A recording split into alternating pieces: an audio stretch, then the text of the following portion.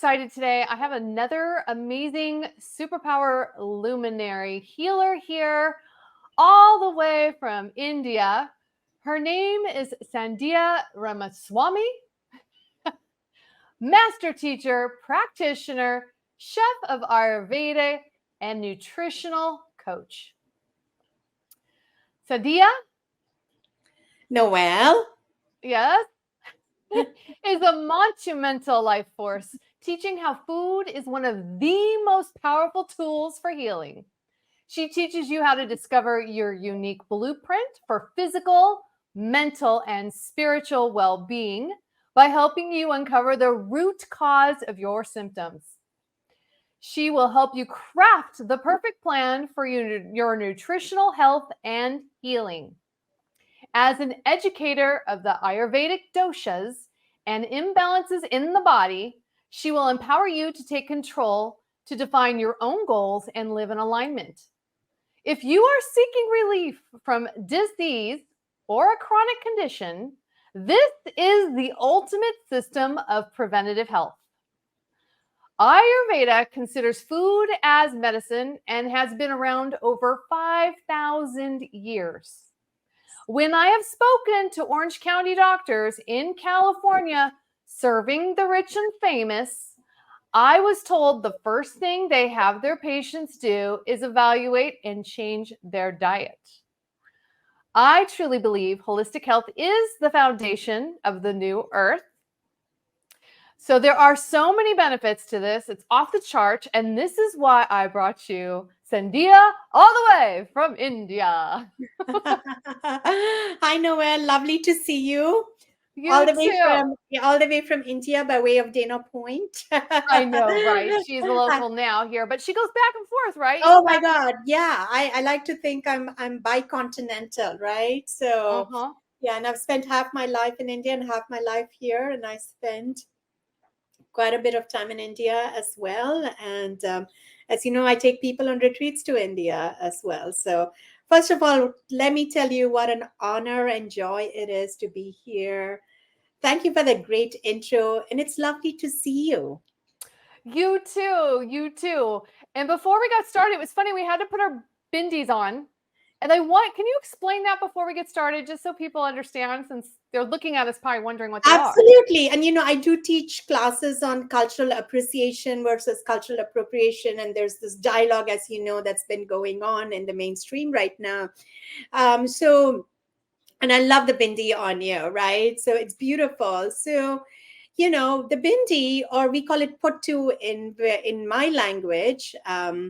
In India, as you know, there are 50 different states, and they used to be kingdoms a long time ago, and each state has its own unique language, unique culture, unique food or cuisine and customs. So it's called puttu in my language, which is Tamil. But you notice the placement, Noelle, it's on the third eye, right? So in the chakra system, we have 7 chakras, which are translated as wheel, but they are just energy centers of high vibrating frequency, right? And this third eye center is a very important chakra, and it's the lots of nerves come together. It is the home of the pineal gland, the pituitary gland, the hypothalamus, the master glands. And as we know, hormones, endocrine system is everything. Healthy endocrine system equals health, right? So one interpretation is, and also these chakras affect us and help us on a physical level, emotional level, psychological and spiritual level. This is the third eye. So while our 2 eyes are looking outward, our third eye is an opportunity to look within. So it is the seat of insight, intuition, inner wisdom, and all knowing. It is known as Agna or Ajna Chakra, the command center, right? So usually in India, gurus or elders would put a paste made with vermilion and maybe some turmeric on the third eye, almost awaken our third eye, to awaken our inner wisdom, so that we may connect with our true nature as divine spirit. As the Bible says, the kingdom of God is within us, right? So that's one interpretation why both men and women put something on the third eye. Now, men may not uh, put on fancy bindis like you and I did, but they might put a paste. My dad every morning, he puts a paste of a sandalwood on his forehead, for instance, right? For women, there is other purposes, usually a specific color, which is red. Bindi indicates that a woman is married. And women also wear it for adornment, like an accessory, if you will. So those are some of the reasons why we wear a bindi or a tilak or a puttu, as it's known in my language. Thank you for sharing that wisdom from around the world. I didn't know all of that detail, actually. And it's funny because I write about the third eye. I call it the invisible information station because you're really receiving a lot of knowledge through that third Oh, eye. center of intuition, inner wisdom, Mhm. and all knowing. Right? And that's Yes, how I felt like the book was generated, and that's the thing is I'm bringing people on my show that have impacted my life. And she has done this for me. That's why I wrote about her in my book, Superpowers, and didn't even tell her until it was out. Say, hey, by the way, you're in my book and you're really important in my life. So and I I'm want so you to looking know that. forward to reading that. Oh my God. And thank you again. And you know, Noelle, going back to the time when we worked together, it was such a joy and honor, because you know why? You took charge of your health. And when we take charge of our health, magical healing starts to happen, because the inner healer lies within us. Am I right? I'm just Yes. a healing facilitator. Any healer you go to, they're just facilitating the healing, but you're the doer. You're making it happen. So kudos to you. And I just had such an amazing time working with you. Okay, here's what I want to tell everyone about working with her. So I truly believe everybody should be working with an Ayurvedic coach of some sort in their lifetime. No matter what nationality you are, we should be Yeah. looking at other cultures to what they offer and how to balance our body better. It's like the pH levels, our hormones, our cellular, everything Yes. needs to be just kind of optimized. And you're going to alter, it's going to alter as you age and change and go through, circumstances in your life. So when I met her, she gave me an 11-page printout to fill out. And I will never forget this because I was like, my doctor never asked me any of these questions. That's She, right. and Right. what do you want to cover? What some of the things you're looking at, what you ask? Because these are really big. Oh I my still have God. that printout, and it's been a few years. You know my story, Noelle. I was born and brought up in Ayurveda, but I came to this country, got my MBA in finance, and I was working in the corporate world, and I kind of went away from my roots. And it was a serious hospitalization with pneumonia, which brought me back. It was a wake up call, right? So to Ayurveda, and Ayurveda changed my life. And then I gave up my cushy day job and started practicing Ayurveda since then. That was over 10, 11 years ago, right? The beauty of Ayurveda is that it's customized, personalized medicine. It's not a one size fits all approach, which is what Western medicine is. But in order to understand who the person is, as an Ayurveda practitioner, I need to know everything about them, what they do from the time they wake up till the time they go to bed, their functional history throughout their life. How has their appetite been? Digestion, elimination, menstrual pattern for women, sleep pattern. I must get a read into their personality characteristics. How do they respond to stress? How is their focus, their decision making, approach to projects? And then I do a physical assessment when I see the person, either in person or via online, via Zoom. And then I take a look at their tongue. And then I do a pulse evaluation. The form that I send to a client and have them send it back to me 24 to 48 hours before we meet is the foundation for the information gathering process. And you're absolutely right. When I came to Ayurveda, full circle back after my hospitalization, knowing that there should be a different way. It cannot be one more inhaler, one more steroid, one more antibiotic, which is just treating the symptom and has a whole host of side effects. I decided to take charge of my health. I sought out an Ayurveda practitioner. For the first time in my life, I felt seen and heard. I too had the same experience filling out the forms. I'm like, no one has ever asked me this before. And if you recall the initial appointment, we spent about 2 hours, and I really get to know you and ask clarifying questions on the forms, ask you more questions, do my physical assessment, examine your tongue, examine your pulse. So there's so many variables that go into assessing who a person is. Mind, body, spirit, viewed through the unique lens of doshas or constitution that Ayurveda offers us. So that's why those forms are so important. And also, what was on the form was everything that you did from the time you woke up till the time you went to bed. Did you have a wake up routine? When did you have your meals? What was your food intake like? What was your beverage intake? Spiritual practice? Any creative pursuits? So it's a very comprehensive form.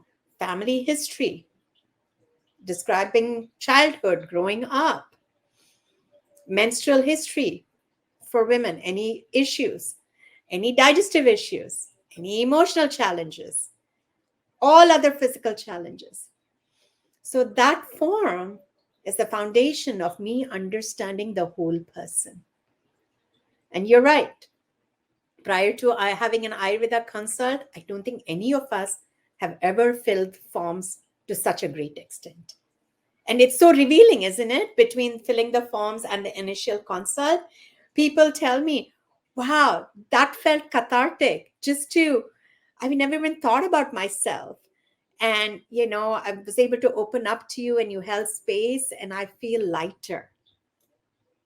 So thank you for bringing up the forms. Well, she even asked about your sex life. Absolutely. 3 pillars of health: food, sleep, and sex. And sex often it refers to, first and foremost, relationship with ourselves. And then from there, relationship with others, and especially an intimate partner. Yes. Yeah, and then we did the Zoom call, and she had me stand up. She wanted to look at Yeah, my body shape, the shape of my eyes. that's You right. know, you can see if there's toxins. I think that's what you're looking for in the tongue, maybe. I'm looking for your blueprint, your constitutional blueprint, and also your imbalances in the tongue. But yes, the shape of the face, the shape of the eyes, the shape of the nose, they all tell me, are you a Vata constitution? Are you a Pitta? Are you a Kapha constitution? And I know we're going to get into constitution and I'm going to explain it really simply for people who have never heard about doshas. So yes, absolutely. All those give me clues as to who you are, your uniqueness. Yes, we're all one of a kind. One of a kind. Ayurveda recognized that, 5,000, 6,000 years ago. And so here's something, what I want y'all to understand is when you're working these high paying, high stress jobs, your health usually does pay a price. Yes. A lot of us have faced that. And then Yes. we're faced with an illness. And this is where you're being redirected to kind of reevaluate and realign yourself. However, if we can help you get ahead of it by what we're showing and sharing with you today, it will definitely help you stay on track, more in alignment, and your health will more or less, more likely soar, I would say. So why don't we talk about the doshas? So from what I understand there's 3 doshas, right? Yes. And Yes. we're each a little bit of each one. But if you want to That's break right. that down, let's go there. Absolutely. Absolutely. So the beauty of Ayurveda is that it's customized, personalized medicine because each and every one of us are unique. The ancient sages 6,000 years ago discovered that we are very much part of nature. And that is true. So whatever qualities they saw in nature, they saw in us as well. And so before coming to the doshas, I'm going to talk about the 5 elements that make up the doshas that we find in our physical bodies and as well as our mind. Because remember, this is mind, body, spirit medicine. It's holistic, which is why when you start implementing Ayurveda, like Noelle said, you soar, you thrive on all levels. And you're doing the work. So it's very empowering. As an Ayurveda practitioner, I talk the talk, but my clients walk the walk. And case in point, you see Noelle. So the 5 great elements, from the subtlest to the grossest, are ether, air, fire, water, and earth. Ether is present wherever there's space, cavities in our bodies, our entire digestive system, our auditory canal, our respiratory system, right? That's how, food is able to move through, air is able to move through the oxygen carbon dioxide exchange. We can hear. So those are some examples of ether on a physical level. On the level of the mind, ether represents consciousness or connection to things that are not of this earthly realm. And by the way, we all have all the 5 elements, but the proportion is different for each one of us. So we have all 3 doshas, because doshas are nothing but a combination of the elements. Because there is a tendency, some of us have done these dosha questionnaires. I did before coming to Ayurveda. And then you think you're just one dosha. No. We have all 3 doshas, and you'll see why, because they're important to our survival. One or more may predominate in us. And I'm going to get to that. Okay. Back to the elements. Ether in the mind represents our connection to things that are not of this realm. So those of us who have a lot of ether in our constitution, we make excellent clairvoyants, mediums, psychics. We all have experienced this. This is like, like what you would consider like deja vu. You go to a place you've never been to in this lifetime and you're like, I've been here before. Or telepathy. You take the phone to call your mom. At the same time, your mom is calling you. Or you call a friend and they're like, I was just thinking of you. This happened to me day before yesterday. I was telling a friend, another Ayurveda practitioner, right? I said, Ajita, I know we've been trying to get together. It's been a while. She said, Sandhya, I just got back from India and I was thinking of you this morning, right? So that's ether, right? And as I'm talking about this, I want you to feel it in yourselves, because I'm talking about you. I'm talking about us. It's not something outside of us. This is us. Air moves things. I had breakfast. Many of you maybe had breakfast or lunch or dinner, depending on which time zone you're in. 2 hours in, the food is making its way through my GI tract. That's movement. Nervous system is a system of movement, impulses, neurotransmitters. There's movement happening at the cellular level. Waste is coming out, nutrients are going in. At level of the mind, air moves thoughts. So some of us who have a lot more air in us and imbalance, what I call imbalanced air, we may be prone to worry and overthinking. You know what I'm talking about? I have a lot more air in me than many people. Okay, so it does lead to worry, unproductive thoughts. Fire is metabolism, digestion. Right now in our trillions of cells, there is chemical reaction happening, metabolic reaction, just to maintain homeostasis, to give us energy. In Ayurveda, we are most concerned with the digestive fire known as Agni, A-G-N-I, because you are what you digest. What you eat is very important, but more important is how you digest. Digestion is the cornerstone of health and immunity in Ayurveda. I've been practicing for over 11 or 12 years now. I've seen hundreds of clients. I'm working with their digestive system. They may come to see me with fibromyalgia, ulcerative colitis, migraine headaches, but there is not a single person for whom I have not optimized their digestive system, because guess what? That's addressing the root cause.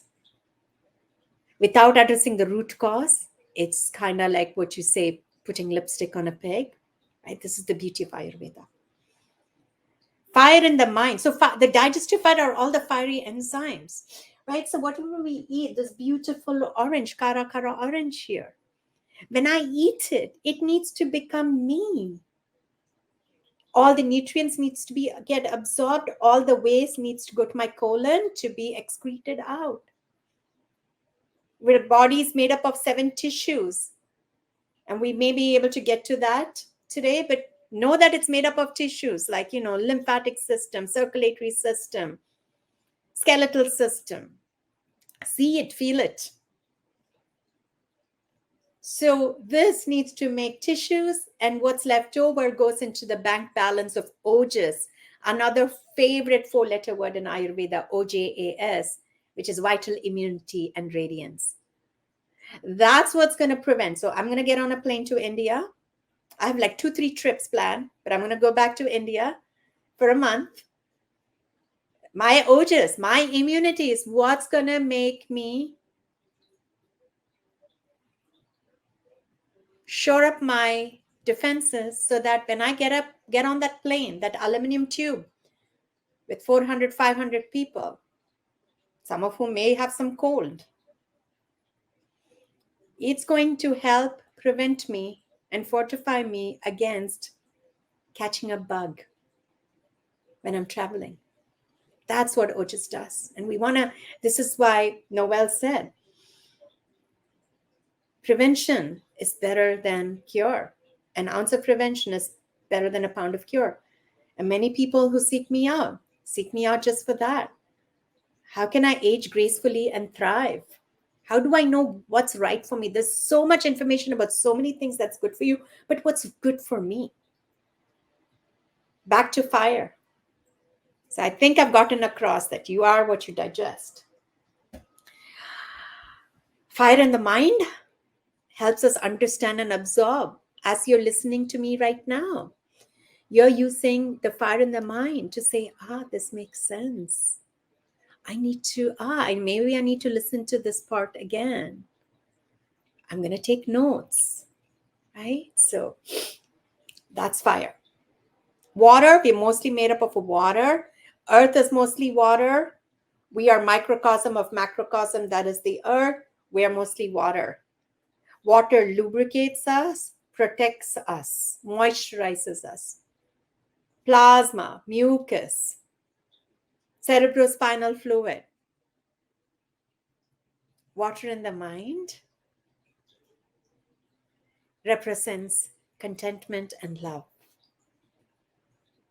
That's why I say, when I see my clients' diet and lifestyle, I'm like, there's not enough juiciness. And they present it with dryness, and they don't feel grounded. They're not contented. They're not happy.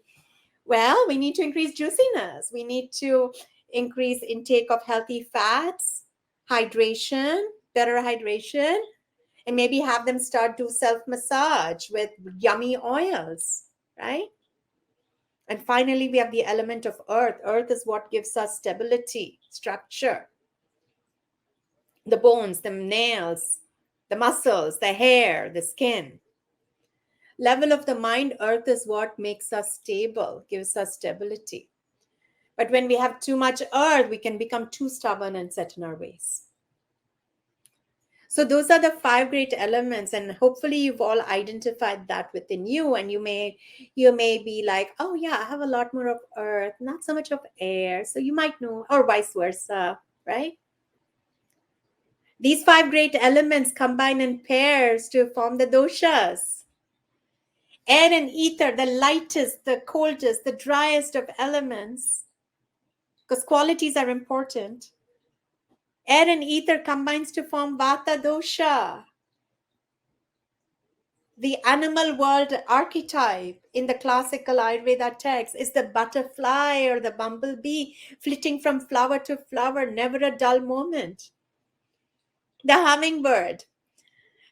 My partner and I, we were in the balcony this morning enjoying our coffee and, looking at this beautiful hummingbird coming to the hummingbird feeder, right? The wings are fluttering so fast, there's a lightness, there's just like, it's just an airy fairiness.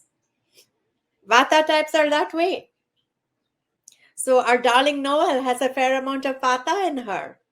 I have quite a bit of Vata in me. These are the natural born artists, creative types, never a dull moment. You know who you are. You don't like routines. You get bored easily. Right? So this is Vata. This is Vata.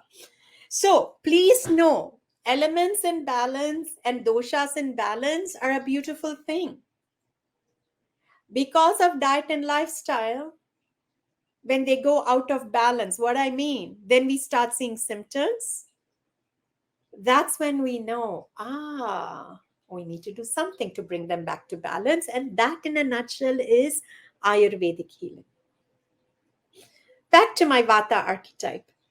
So they're slight built. There's not much oomph to them, either tall or short, more on the slender or even sometimes skinny side, right?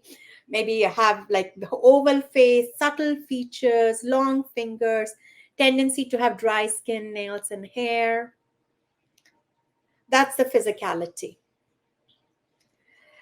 Because they may not keep to routines, especially around meal times, they may not have the best digestion. They may be prone to gas, bloating, constipation. In the mind, they may be prone to overthinking, worry, anxiety, overwhelm, inability to make decisions, inability to focus, and other imbalances. So you must know Vatas in the house. Vata is the king of doshas.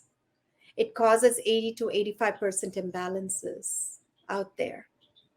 Vata governs the nervous system. Vata governs the bones. So osteopenia, osteoarthritis, osteoporosis, all nervous system disorders, tremors, tics, fibromyalgia, Parkinson's, multiple sclerosis are Vata in nature. So having air and ether as the elemental makeup, what are the qualities? Qualities are important because the ancients, they discovered that there are 20 qualities in 10 pairs of opposites. And when we have an imbalance, these qualities predominate. And Ayurvedic healing is nothing but recognizing the symptoms, recognizing the qualities that are out of balance, and taking in through the five senses substances to counteract, to bring in the opposites, to counteract the quality of the imbalance. And I'm going to drive this point home. So let's talk about the Vata individual. They have air and ether. So the qualities that predominate are light, cold, dry, and mobile. The lightness, you can see they're all over the place. They're restless. They're overthinking. They might even be prone to some weight loss because they're not eating on time. They forget to eat. It's either feast or famine with Vata when not in balance. So lightness, bring in heavy grounding foods like oatmeal in the morning. It doesn't have to be much. When I started with my practitioner, I had 2 tablespoons of finished oatmeal. Even to this day, I cannot have a whole bunch of oatmeal. But you know what? That grounds me. Cooked with spices, maybe with some almond milk or oat milk, put some nuts, put some raisins, maybe a touch of honey or maple syrup, right? So eating grounding foods. Maybe they feel cold. Vata types feel cold, especially cold extremities. Layers, yes. Also massaging with nice, yummy, Warming oils like sesame, like almond oil. I'm just giving one example, right? Just to drive the point home. Opposites. Dryness, counteract with moistness. If you have vata imbalance and you eat Pop Tarts, and yesterday I had a client, she's a lot of vata, and for snacking, she has some seeds and nuts. I said, yes, they have healthy fats, which is good for you, but there's dryness. How about you have the walnut with a little date filled with some nut butter and maybe some cinnamon on top to help the digestion, and have it with warm ginger tea. You see, I brought the moistness, right? So moistness, soups, stews. Now we are fall weather. We're going into fall, which is vata time of season, vata time of the year. And so during fall, vata is aggravated. And so when you have vata, it'll magnify the vata. In fact, this is the class I'm going to be teaching in a couple of hours for one of the schools that I teach at. So you will do well to moisturize within and without. The dryness is contracted. Light, cold, warm, have warm meals. That kale salad won't be satisfying and you'll have trouble digesting it. Have the salad at the end of the meal. That's assuming you have great digestion, and have it more when in the daytime. So Agni, the digestive fire, follows the path of the sun. Low in the morning, peaks around noon, 11 to 2, and then starts diminishing as the sun is going down. So that's why in Ayurveda we say, make lunch the biggest meal of the day. So light, cold, dry, mobile. Mobile is contracted by grounding stable foods and routines. Routine. There's nature has a beautiful rhythm. Ayurveda is the art of living in concert with nature. Trees change colors in fall. They lose leaves. Winter is hibernation. Spring, things start springing up. Summer is more warm and hot. The sun arises at a certain time, sets at a certain time. There's a routine. It's called circadian rhythm. And we are part of nature. So we too need to work in concert with the rhythm. And for my vata types, I'm vata too. I don't like the word routine. So I use the word sacred ritual. So embrace these rituals that will bring you back into balance, and then you'll feel more grounded. And then your vata can be the best expression of this artist, this creative type, this vivacious butterfly, natural born healer, natural born empath. So Noelle, I want to pause now because I talked about the elements and vata dosha before I move to pitta. How does that sound? I loved hearing that. And it made me think of things that you had taught me. I don't know if I ever told you this. She told me what I should avoid and what I should gravitate to, and kind of the order that I should eat things in, like just not having the salad first, or if I'm going to have salad, have a hot glass of tea first, or a hot cup of tea, because you got to prep your digestive system for the food intake. And so you told me one time not to eat mushrooms anymore. And I went to a lunch with a friend, and I ordered this veggie sandwich, and inside the sandwich was a whole bunch of mushrooms. And I was like, uh-oh, well, let's just see what happens. You know, it'd been a long time since I'd eaten mushrooms. And I have to say, about 2 hours later, I couldn't keep my eyes open. I had to go take a nap in the middle of the day. Mushrooms are tamasic. They are intent to produce sleep. And again, you know, what's medicine for one person may not be as medicinal for another person. Yes. And yes, I love how you put it, Noelle. All I'm doing is I'm educating my clients. Hey, this is best for you.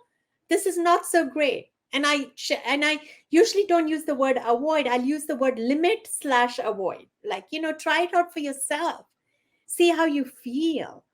And right. And so I'm sure after that experience, you're like, maybe I'll have mushrooms, maybe at nighttime when I'm, you know, closer to bedtime. That's what I do at night. I'll put it on a pizza or something. Right. And something else that you taught me that I think is really important to mention here for everybody, because I know we all do this. Right. And it was not to eat when you are watching TV. Like, don't be watching TV Oh, when you're eating. Don't right. be on your devices when you're eating. Don't be reading when you're eating. It's literally to have gratitude for the food. And you said, make sure you go outside if you can and eat in nature. Yeah. So, in your backyard, or, go sit on the grass. I do that a lot. I'll go sit on the grass under a tree or at the park, have a picnic. Like, it's become such a healing force because now you're getting it all the way around through your soul, I would say. Oh my God. Thank you for sharing that, Noel. Yes, the food is sacred and we're feeding the sacred body temple after all.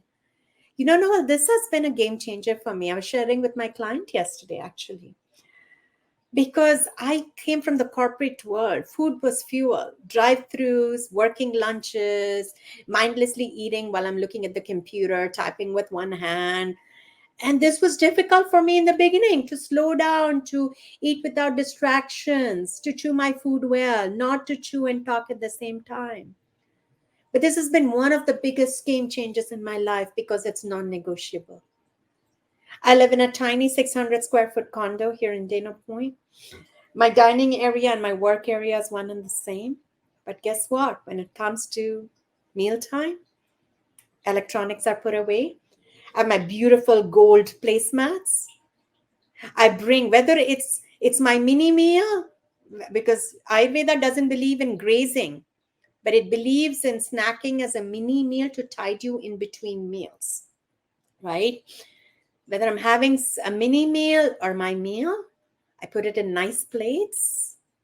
I sit down, I say a prayer, and I eat mindfully.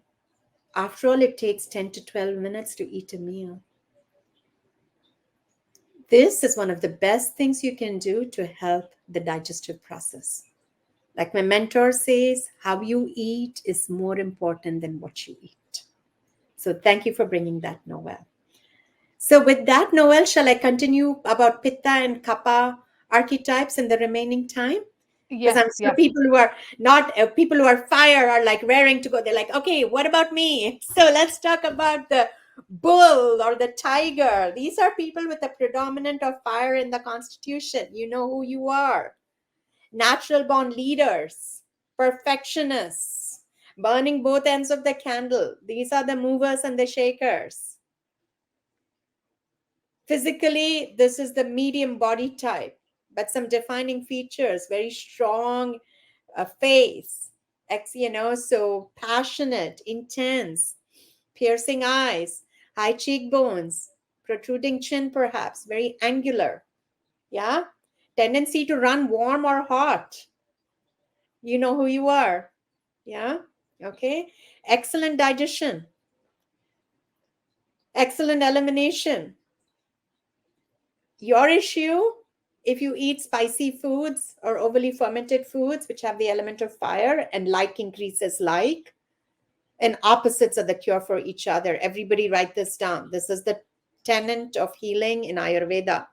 Like increases like, opposites are the cure for opposites. Yeah. So fire.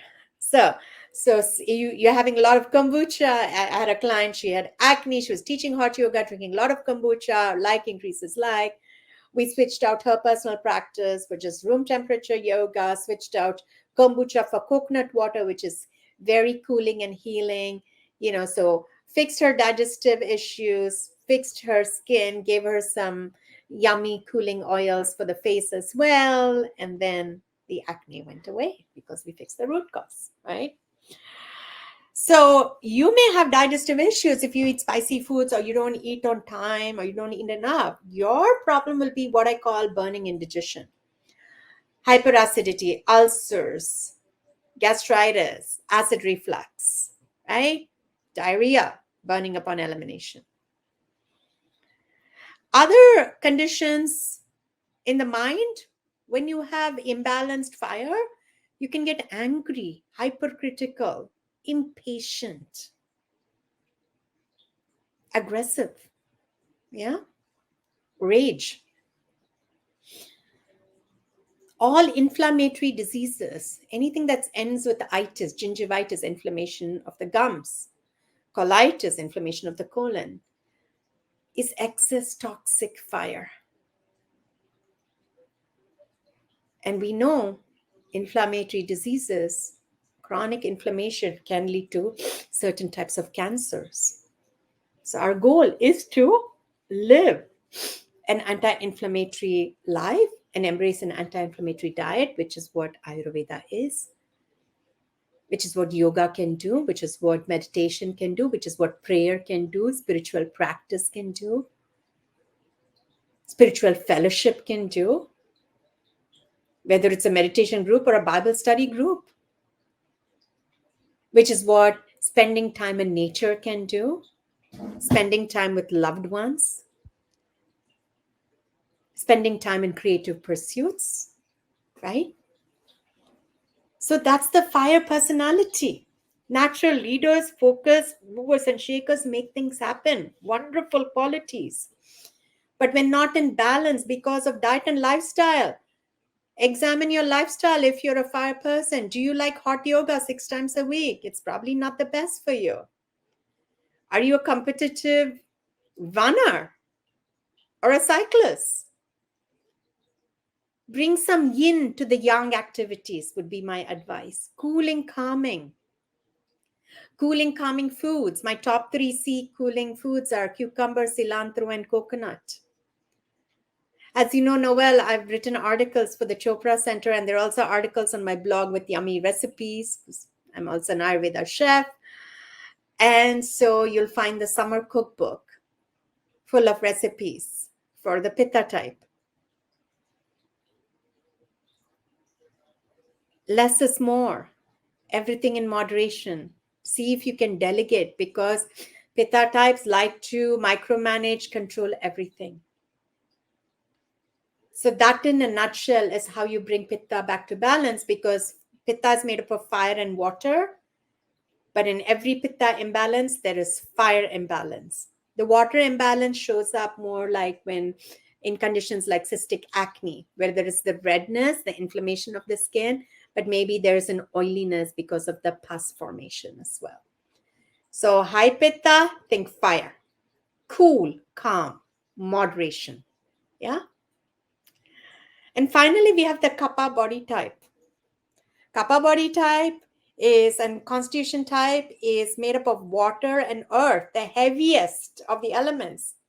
So Kapha types have the biggest bodies, right? Big boned, fleshy, round features, big eyes, luxurious eyelashes, luxurious hair, beautiful skin. Yeah. They're the natural born supporters. They're not there to rock the boat. They're quiet. They speak only when they need to. They observe, they withdraw. They're patient, loyal, devoted. Good listeners. What happens because of the water and earth? Their digestion and metabolism seems to be sluggish. So if you're Kapha, you'll do well perhaps to eat just 2 meals a day. Watch the portion size. Because Kapha types tend to get lifestyle diseases because of a couch potato lifestyle and, a heavy diet. And so type 2 diabetes, obesity, certain types of high blood pressure. These are some cardinal imbalances: water retention, swelling, edema. These are some cardinal imbalances of Kapha dosha. And in the mind, one can get very lethargic and complacent and depressed and not wanting to get out of their comfort zone, right? So those are the watch outs. So since it's water and earth and the qualities are heavy, dense, and cold and moist, you bring in the opposite. You bring the lightness. You bring the dryness. You bring the movement, the mobile quality. So Vata, Kapha types would do well to have the salads, but they don't have the digestive power. So, steam your veggies. Put something warm on the salad. Have very light soups. Eye to portion size. Have the lighter grains like quinoa or the amaranth or the barley. Lot more veggies. If you're a meat eater, more of the lean meats. Maybe just the white of the eggs, not the egg yolk. And some movement. But we can't go from being sedentary to walking 3 miles the next day. So baby step your way. And to get out of your comfort zone, maybe join a meetup group. Maybe join an improv class, or maybe a pottery class or a painting class, just to get you out of your comfort zone. So lighter foods, more spices. I teach cooking classes and I say your spice cabinet is your medicine cabinet. So every dosha, you have specific spices that are good for you. And again, you can get a lot of this information on my blog. There's recipes for Vata, Pitta, Kapha. But the stronger spices like the black pepper and the cayenne and the horseradish are amazing for Kapha dosha. The mint and the coriander and the lemongrass is great for Pitta.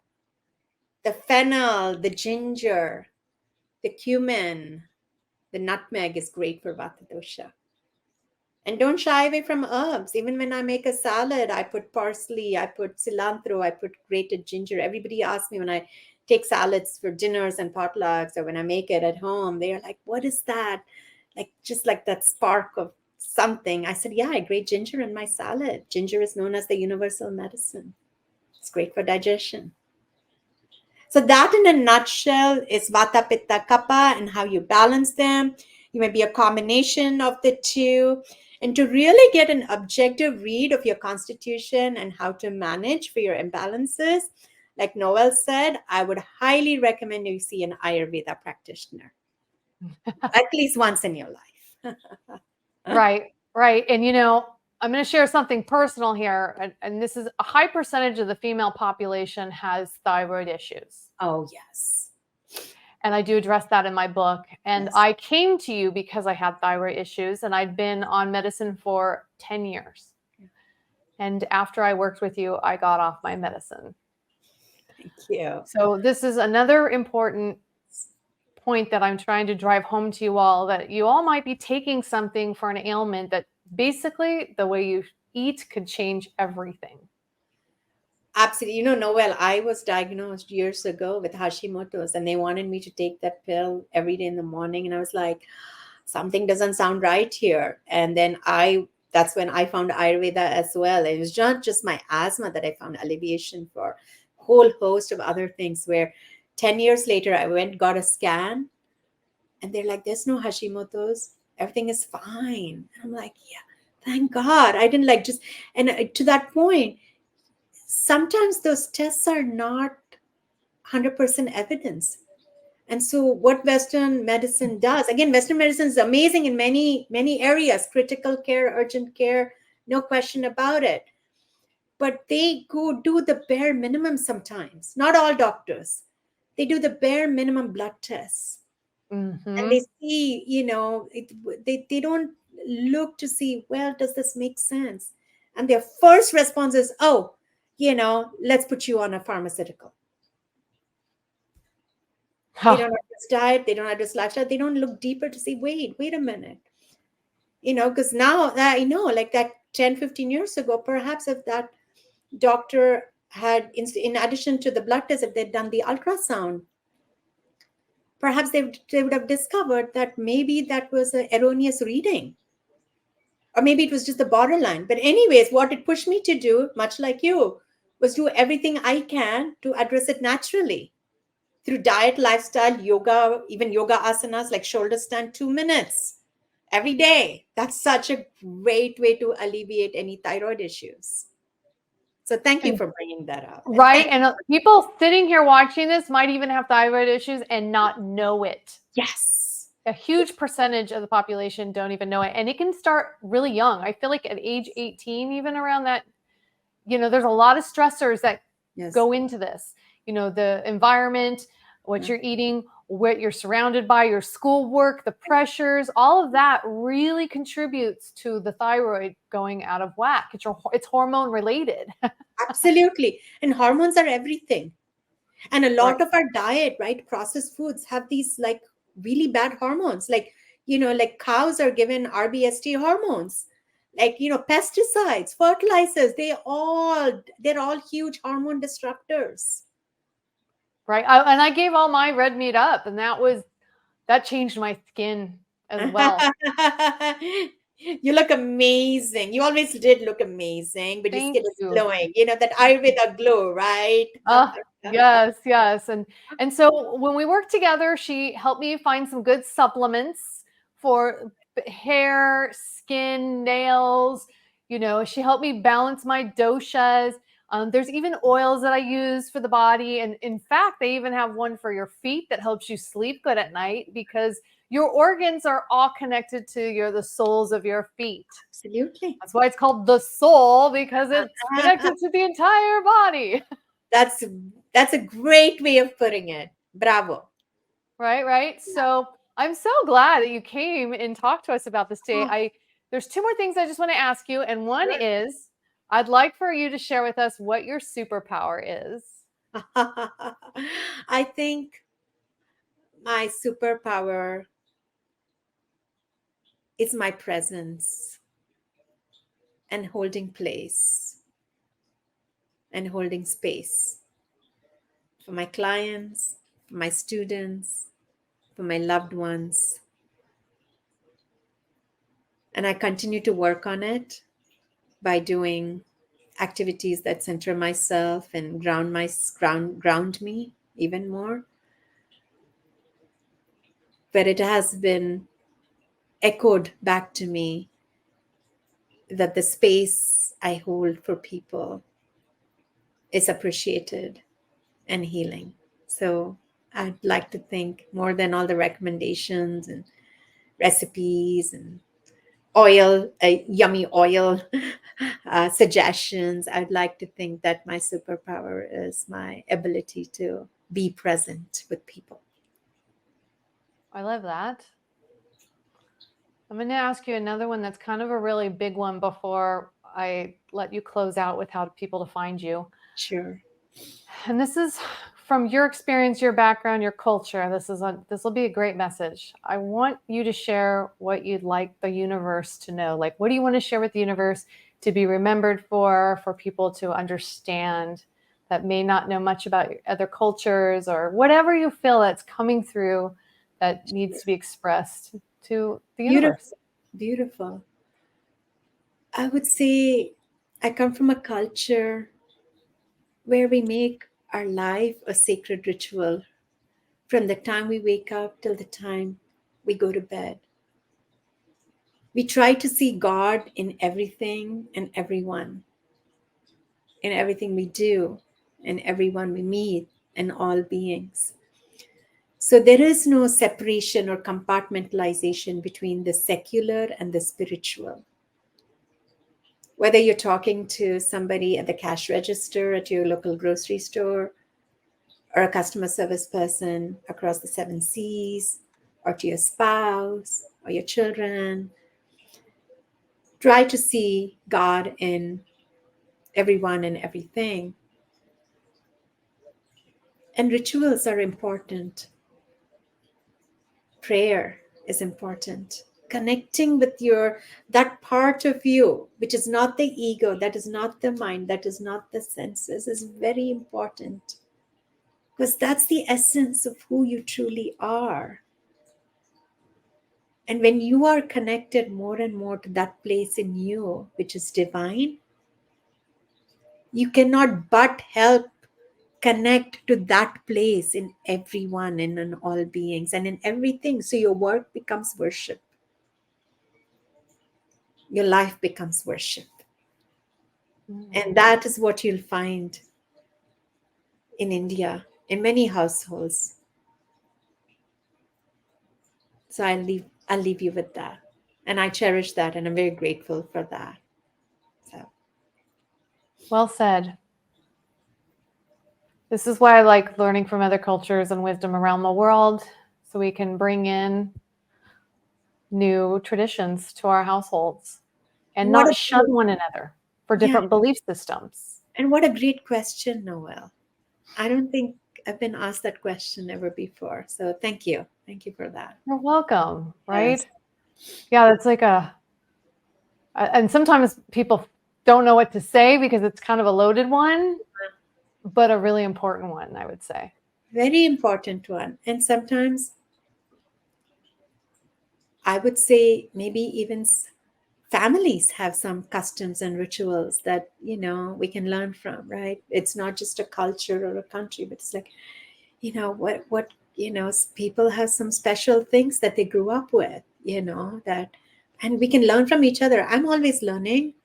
Ayurvedic learning never stops. Learning never stops, you know, and to be able to spread the gospel of Ayurveda, which is my life's work, and to be able to do this in this platform with you, just been a blessing and a joy.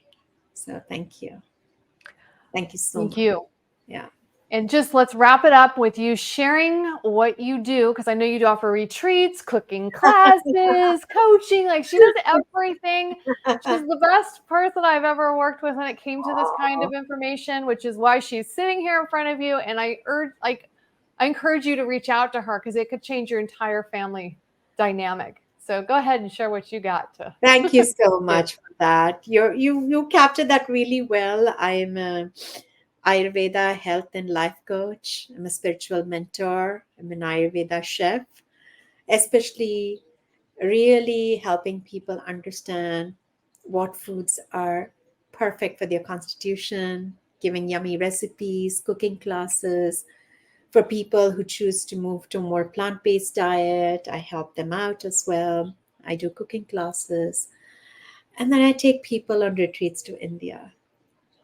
I offer all of these services through my platform, alchemyayurveda.com. So, Alchemy Ayurveda.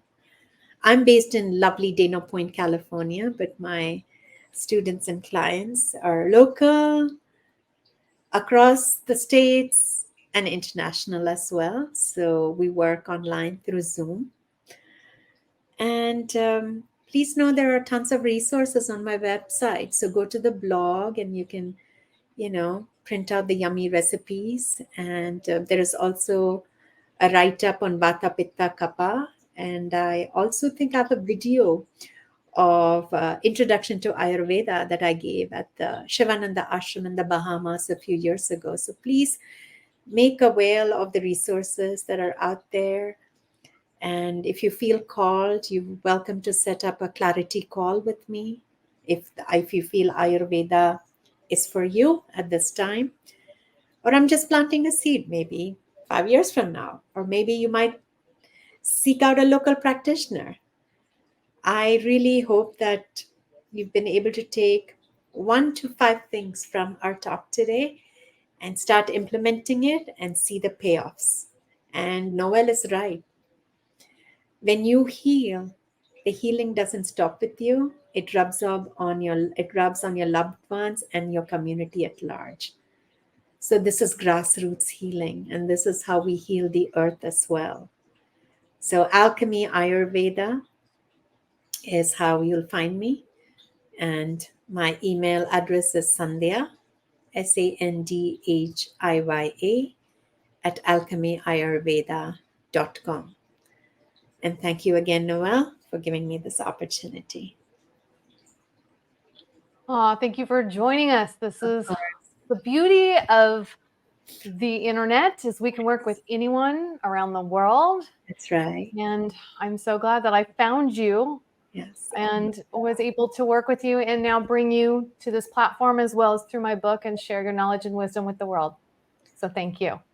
Thank you so much. Thank you. It's an honor and blessing to meet you and guide you through your journey. And now just to see you blossom and you're healing the world through your experiences. So bravo or brava. And thank you for inviting me to be on this platform, Noelle. So Thank you. much love to you and blessings. You too.